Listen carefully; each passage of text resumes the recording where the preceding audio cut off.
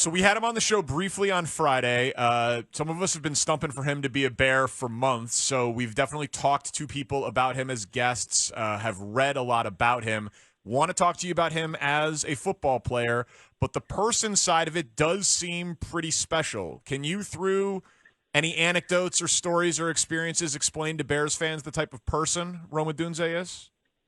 I think he's thoughtful. I think it's really important to him to make sure, he's around the right people. And I can just say that, try to shorten down the version, but, when I got to Washington and he had a chance with a position coach change there around the new year, just that even though, I think he felt good about me, felt good about Ryan Gruber, offensive coordinator. I think there was also just with the new position coach, just trying to sort through that, and he just really calculated, I think, in all, that might be the word to use, just with the things that are happening in his life and who he surrounds himself with. Once he's all in and makes a decision, it's full steam ahead, and then I think there's the work ethic, and, it was not uncommon. It was very common, actually, would be a better way of putting it, that, in the middle of the summer, you'd find him on a Saturday or Sunday when a lot of people are enjoying a weekend, on the water or something like that. He would be in the stadium, working cone drills and agility drills and jugs machine. Just the work ethic has put him in a great spot. And then I think the toughness, and it's been documented a few different ways. Just some toughness that he had, even during the season, just working through some injuries and just fighting through it and still coming up big in those moments when we needed him most. So, he's got it all. I could go on and on. He's just got this smile, lights up a room, a personality that's fun to be around. He's extremely coachable from day one till the very last day. He never once, looked at you funny when you were coaching him up, didn't matter how hard it was. He's just always wanted to be the best he can be and get better. You mentioned the agility thing. Yeah, it was fascinating what he did at the Combine. A lot of guys did not participate in all of the drills, and then he was, I guess, pissed about his time in the three-cone drill and wouldn't leave the field until he got his time. That struck me as very admirable and competitive, but also a little risky in terms of what if he gets hurt or what if he doesn't get his number. It could have been a bad look for him. What went into that approach? I haven't asked him specifically. I think it had more to do with he just knew what he was capable of, and he trusts and believes in himself. I'm sure, I know he'd done that drill so many times that he would know the time he's capable of and the window within, hundreds of seconds of that he should be. And so knowing he's capable of that, he'd done it that many times over and over, it probably wasn't much of a risk to him just because he has goals and he's done it. He'd done the work to reach those goals, and he wanted to probably not showcase even to everyone else, but just more prove it to himself that he could get that mark that was important to him. Do you think he's an ex-receiver in the NFL? Is he somebody you'd want to play in the slot every once in a while? What's the best spot for him, Coach? I think he can play it all. I think he's got X characteristics. I know that's where we always kind of started as home base with him, but the things that he can do in the slot, and we would put guys outside of him, and there was different ways where we knew we needed to move him around and didn't want him to just always be in the same position, field boundary, slot, number one outside receiver. We moved him around to just mix up the look. So there was a lot of film, and opponents wouldn't know where he'd be, but he can run the tunnel screens. He can run a fly sweep, and he can do it all out there. He can run short. He can go deep. He'll go over the middle. He's got the whole package. He's got the whole game. So I think in the end, he's a matchup problem in a lot of ways. He's got those instincts, and he can field defenders. And so putting him in the slot, put him, over the ball a little bit more in the middle of the field, that's not a problem at all. You think the Bears got the best one at 9? There were scouting reports that said he was the most complete of all the wide receiver possibles because of what you're saying, that he could do anything. Yeah, I'm biased, so I'm biased, and I just know that, I haven't watched enough of other guys really. I know that you couldn't go wrong with him, and I think he is complete in every way. So in my mind, he's the best, but that's certainly a biased and, opinion, for sure. It couldn't be anything other than that because I'm so proud of him and know what the work is and know how much I trusted him when the game was on the line. That's what our team did. We wanted to make sure he had a chance to help win it for us. He's Coach Kalen DeBoer, coach of Alabama, but when he was at Washington, he had, among others, Rome Odunze. You've talked about him attacking the football. That was the phrase that you used to describe. Could you tell us about that skill set from Rome's perspective? Yeah, I think there's different ways, right? I think there's just your catches, maybe, in breaking routes where some guys get a little tentative. I think that's always one way where you can find out how natural of a receiver, pass catcher a guy is, and he'll just run right through the catch. He won't have to shop his feet and, let the ball come and catch it with his body. He can just run right through the catch. And I think there's also attacking the ball when it's up in the air. And, people call them 50-50 balls, and you got to go up in high point. And number one, he's got the size and, ability to get up off the ground and go get it. But then the focus and concentration to have body control, high point it. We were pretty good, and Rome was the main big reason for it with, back shoulder throws where you can, flip your hips around. He can just do all those things, and he does it so natural. I think he is natural that way, but he's also worked at it hard to get to this spot. Who do you comp him to?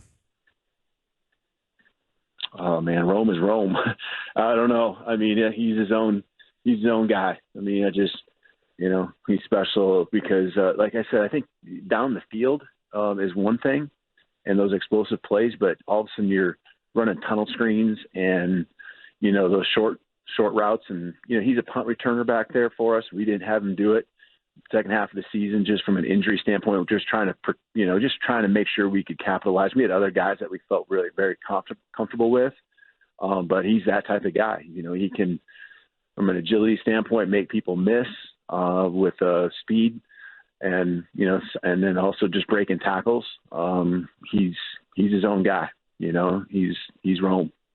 Okay, yeah, because we've heard a lot of different ones. I've heard Drake London, I've heard Garrett Wilson, I've heard Devontae Adams, I've heard Jamar Chase, heard AJ Brown. We're trying to figure it out, I guess. Yeah, I'm anxious to hear, as you guys get to know him, what you think. I really would. It'd be, I get so locked in my football world with him. You don't really start comparing him to people as much, and you just. What he can do and how you take advantage of his strengths. So give us the insight, because you've referenced the toughness a few times in the injury. It's one thing to read it in a scouting report, right? Broken ribs and onside kick, and then he doesn't miss any time.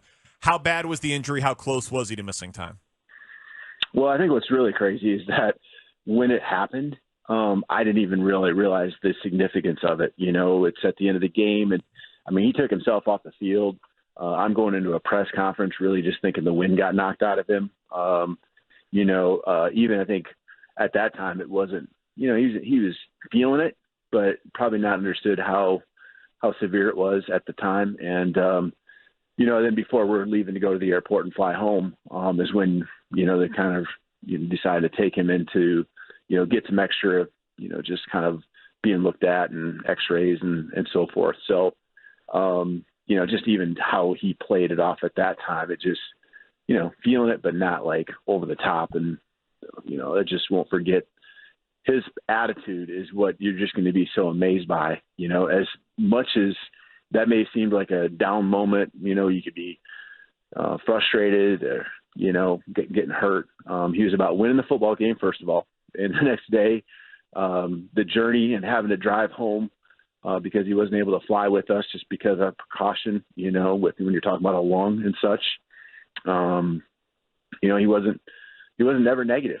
He was just super positive and always talking about how blessed he is. That's just who he is. He's upbeat. He's a uniter of people. Man.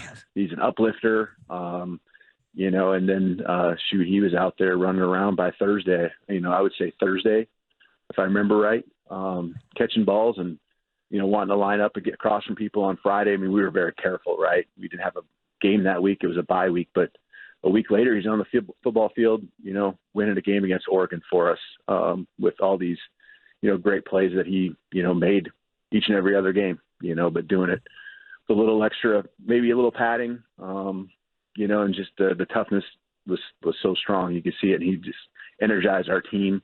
I think everyone understanding what he was going through, and he cared so much about them. I mean, how can you not just be influenced by that? Just another couple of minutes with Alabama football coach Kalen DeBoer. He coached with the Huskies and Rome Odunze last year, and it was a great draft for Washington Huskies. But so you coached Rome, and you coached against Caleb Williams. What's your scouting report of the new Bears quarterback? Yeah, he's a great playmaker, just in every way, legs and his arm talent, and just getting him on the ground. And it was just, he frustrates a lot of people. He bisects her time. His eyes are downfield. Seem to make really good choices. So it's going to be, I think from what I've seen a little bit, they've kind of built that relationship already, even before they realized they were going to get drafted. Doesn't surprise me, just knowing Rome's personality and, from afar, probably feeling what Caleb's all about. So, it's going to be really cool seeing those two connect just because of the time they're coming into the league, and also, where they played at. I think there's a special connection there that they're going to be all about, and getting a chance to prove themselves individually and collectively together. They've both struck us on the personal level as so evolved and interesting. You used the word calculated earlier, which can sometimes have a negative connotation. I know that's not what you meant. It's right about both of those guys. They've been plotting for this moment and this life their entire lives. And it seems, are you seeing a lot of kids like that? Is there some evolution that's going on with young players that we're just kind of getting a chance to see here in Chicago in these two for the first time? Well, I think there's some people that plot it, but then there's others that really go out and execute and do the work and follow through the actions necessary to reach their goals, and so Rome knew he was capable of this. I think just really it shows a lot. He could have gone and been completely ready for, the NFL a year earlier. But knowing where he wanted to go in the draft, and just knowing that there was still more to be had individually, but also as a team, the journey that he's on, I think he has perspective with it all, and it's really cool seeing him put, like I said, the actions necessary to reach his goals, being a first-round draft pick, and kind of a guy that looked to as one of the key franchise players on the team. So what's the craziest place someone has said "Roll Tide" to you? It's everywhere. So, it's everywhere. I mean, you be in the middle of the country. You can be anywhere in the country, and it's going to happen. So it's really cool being here at Alabama. I've enjoyed it. Support locally, but also just our fans are all about the program, and it's really cool being the head coach here. I've enjoyed it. It's been awesome in the past 3 months for me. Good friend of the show is Dave Wanstead. He replaced Mike Ditka in Chicago, but you replacing Nick Saban, do you have to walk by the statue every day on your way in, Coach? Well, which statue are you talking about? There's multiple ones. No. There's the bear one, yeah. Oh, yeah, there's a few. No, it's great. I mean, it's awesome, being reminded of, where you're at. And, just our hallways are always going to be plastered with everything that this program's about. And obviously Coach Saban, took it to another level. And so it's an honor to be here. And, we got great tradition. We're looking to continue that. Kalen DeBoer, head coach at Alabama. Thank you so much for the insight into Rome Odunze. We enjoyed it. Thank you, sir. You bet. My pleasure. Roll Tide.